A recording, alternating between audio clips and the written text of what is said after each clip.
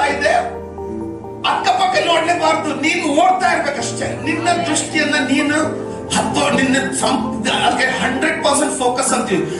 ಎಷ್ಟೇ ಆಗ್ಲಿ ಬೇಕಾಗ್ಲಿ, ನಾನು ಮಾತ್ರ ಬಿಡೋದಿಲ್ಲ. ಇವತ್ತು ಫೇಲ್ ಆದೆ, ಚಿಂತೆ ಇಲ್ಲ, ನಾಳೆ ಹೇಳ್ತೀನಿ, ನಾಳೆ ಮಾಡ್ತೀನಿ.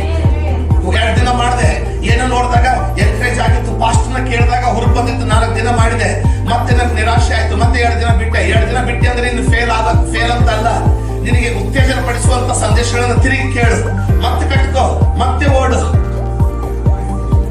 ಆಮೇಲೆ ಕ್ರೈಸ್ತ ಜೀವನ ನೆನ್ಪಿಟ್ಕೊಳ್ಳಿ, ಸೋತು ಬಿಟ್ಟು ಬಿಡೋದಲ್ಲ, ಸತತವಾಗಿ ಅದರ ಹಿಂದೆ ನಾವು ಬೆನ್ನಬೇಕು.